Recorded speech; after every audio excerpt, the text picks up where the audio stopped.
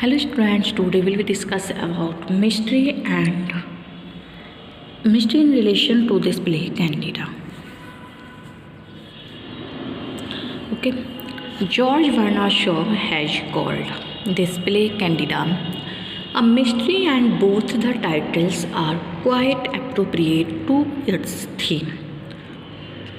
Candida is the central character of this play, the heroine, and takes the lead in everything at every stop.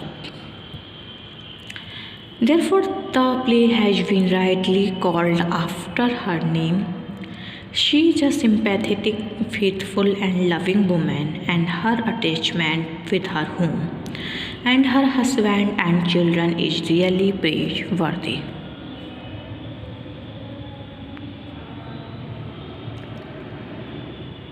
Even Morel is deeply devoted to her, so much that Proserpine is jealous of it and angrily reacts. Candida here and Candida there and Candida everywhere. It is because everyone has a great regard for her. Morel is fully dependent upon her because she does all she can for him to make him comfortable and keep him away from worry. He knows this fact and is really obliged to her, as he tells in the latter part. What I am, you have made me with the labor of your hands and the love of your heart.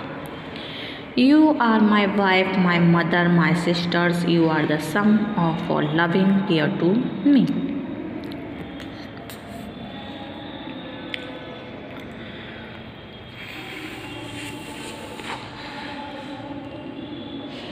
Physically, Candida is very attractive and possesses all these qualities which signify her name. The young poet Eugene falls in love with her quite emotionally in spite of very great difference between the age. But she handles this situation very wisely and makes him understand the reality. She has to make a choice for her between the two, and it is the center of action. When she has declared her choice, the tension comes to an end, and thus the dramatist easily demonstrates the worthlessness of the romantic love. She is very intelligent and quickly realizes that Morel will be totally ruined without her, while Eugene is habitual of facing such situations. Thus, Candida is both the hero and the heroine of this play. This also confirms the appropriateness of the title. She is powerful enough to keep full control over both Morel and Eugene and deals with them. Quite convincingly, she behaves with them as if they are simply grown up babies, and it is she who makes them realize the truth of life. They gain wisdom only through Candida, and thus she becomes the pivot of the whole action. This quality of Candida has been perfectly revealed in the auction scene. Both of them are equally afraid of her dominating personality. She really makes her choice and tells her husband indirectly that he is fully dependent upon her. The play has been rightly named after her. If we analyze the meaning of her name, we will find that she is quite true to her name. A.C. Barr tells us the Latin title Candida, however, gives a clue to the main purpose of George Bernard Shaw's life. Candida is not a common English name. It is made up from the adjective candid, meaning frank or truthful. Candida does not have any guilty conscience and has no secrets in her life. She is frank enough to tell Morel that Eugene is ready to fall in love with her, and she does so because she has no ill will or impurity of heart. Therefore, she has fully justified her name, and to call the play after her name is quite suitable. So far as the subtitle of the play is concerned, Shaw himself called it a mystery, but this secret has now here been disclosed in the play.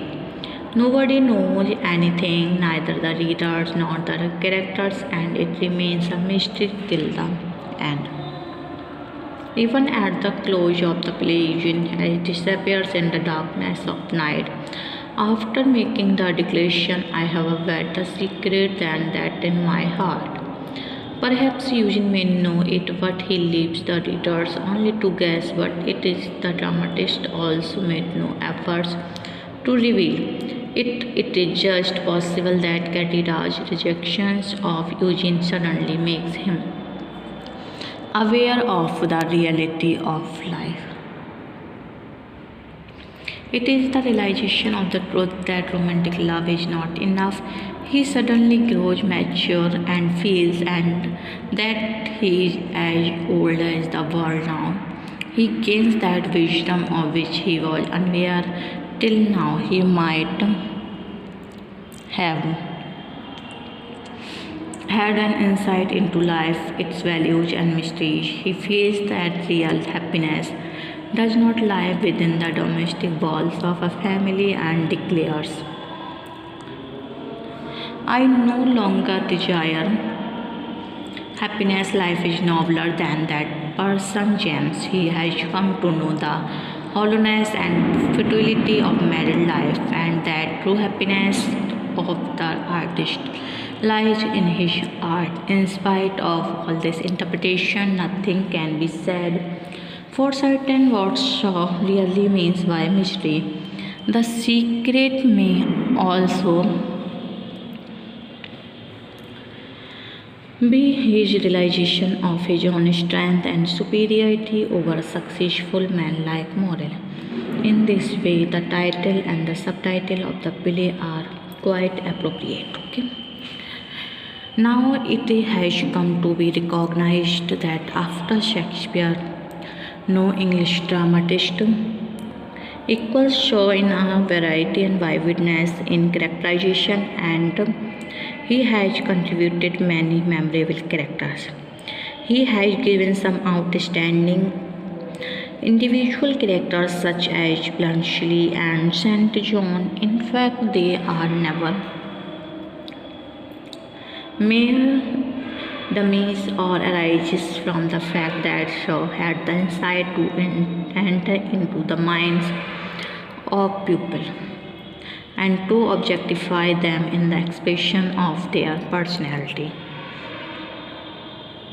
The men and women whom he puts in his dramas are not shown in their natural life, but they are living people in their hidden selves. He seizes upon the silent features of his characters and emphasizes them. He shows them as impelled and driven by the life force in order to impart distinctness to his characters.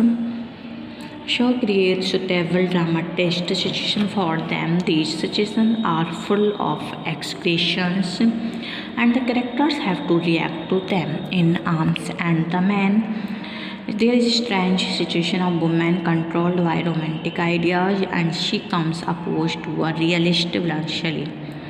The result is the improvement of one and the superiority of the other. He is a creator of variety, and not one of his characters can be found repeated in any other play. He has not imitated them from anywhere, but she picked them from the society around him, so everyone is always new and original. They are so sharply individualized that they do not have even a single quality of the other, and this is why they are so easily recognized. Even his secondary characters can never be mistaken for the other. They have been taken from all the sections, and so undoubtedly some of them are the mouthpieces. They maintain their individual traits. John is simple, illiterate, and village girl, but she has been made the heroine of one of his greatest plays. Moreover, his characters are not strictly English, but they have been